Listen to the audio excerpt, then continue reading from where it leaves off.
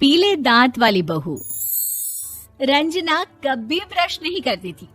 उसे कितनी बार उसके माँ बाप ने डांटा, लेकिन उसका कोई असर उस पर होता ही नहीं था, जिस कारण से उसके दांत पीले पीले हो जाते हैं। शादी के बाद। अरे बहू, वैसे तो तुझ में कोई कमी नहीं है, पर तेरे दांत इतने पीले कैसे हैं बेटा? कैसे मतलब? कोई सर्जरी थोड़ी ना कराई है। वो तो क्या नाम, मैं ब्रश नहीं करती थी तो पीले हो गए। अब क्या करूं? आप कहें तो लाल करवा लूं या फिर काले? यार ये क्या है, क्यों माँ से लड़ रही हो? लड़ रही हूँ? अरे मैं लड़ रही हूँ या ये बोल रही है कि दांत पीले हैं, पीले। अरे तपस्या थोड़ी ना की है इन्हें पीले करने के लिए। बकायदा ब्रश नहीं किया है 20 साल तक, तब जाकर। छी, कैसी बात कर रही हो? ये उस वक्त तो पीले नहीं थे जब हम लोग तुम्हें देखने आए थे। अरे तब साफ करवा लिया होगा डेंटिस्ट के पास जाकर। अब देखो कैसे पीले पीले लग रहे हैं। रंजना सास की तरफ गुस्से से देखती है। फिर शुरू हो गई पीले पीले पीले।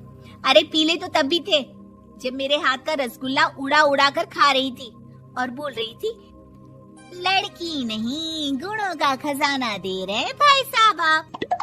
खैर, अब वो लोग करते भी तो क्या करते, पीले दांत वाली बहू पल्ले पड़ी थी तो झेलना तो था ही।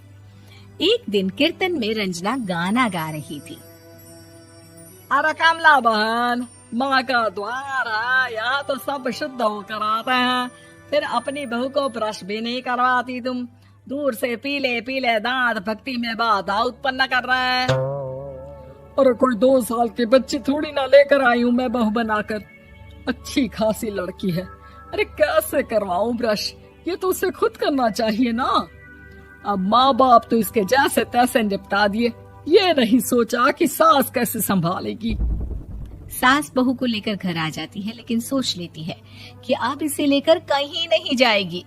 अगले रोज बहू कहती है, अरे क्या हो गया, मंदिर नहीं जाना क्या?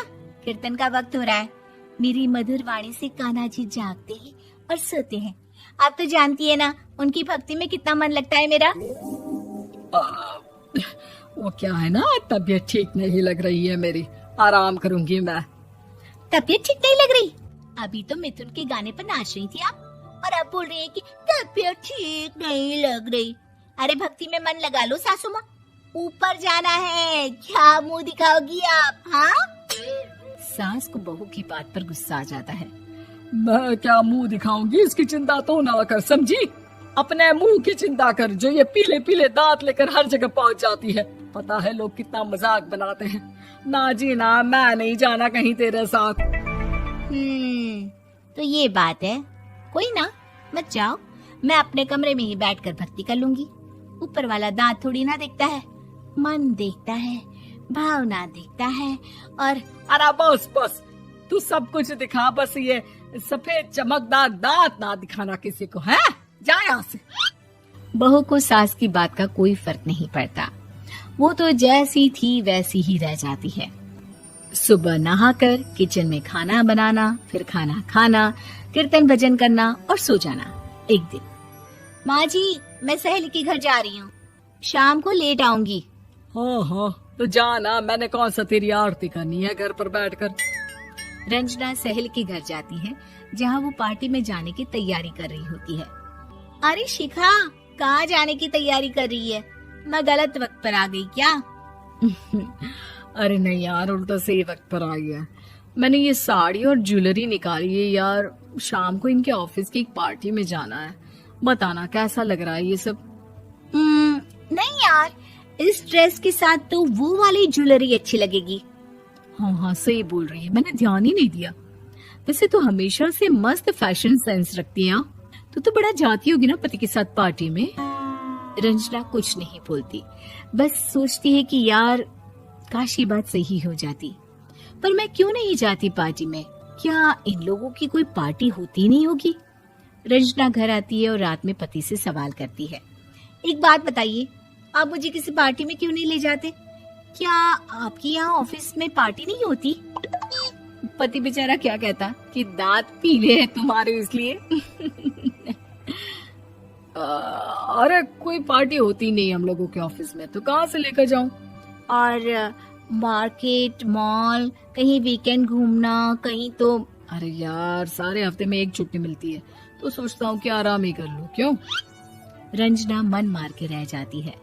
पहले कभी सास के साथ मंदिर जाया करती थी, लेकिन वो भी सास ने ले जाना बंद कर दिया।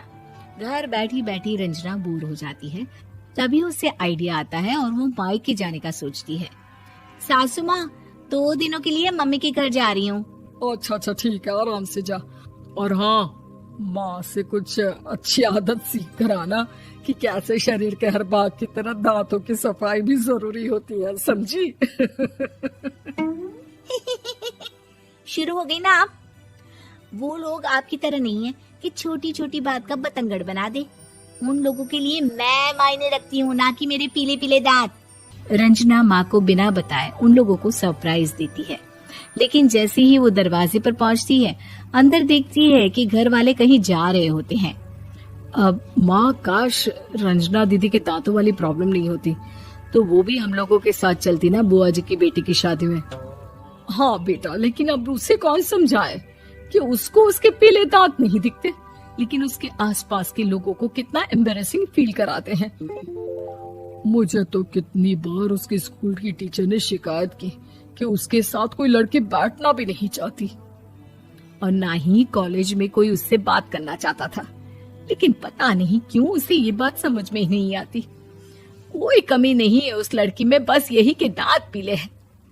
वो तो भला हो जीजा जी और उनकी माँ का, जो दीदी को जैसी है वैसे ही रखा हुआ है। रंजना को अपने घर वालों की बात सुनकर बहुत दुख होता है।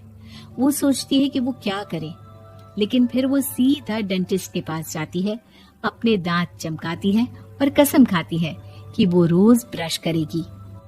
अरे क्या हो गया?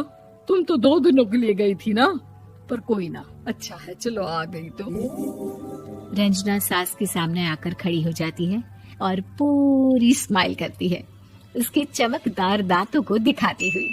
हैं? चले मंदिर? माँ, मुझे माफ कर दीजिए, मैंने आप लोगों को बहुत एम्बैरेसिंग फील करवाया। मैं आज से रोज ब्रश करूंगी।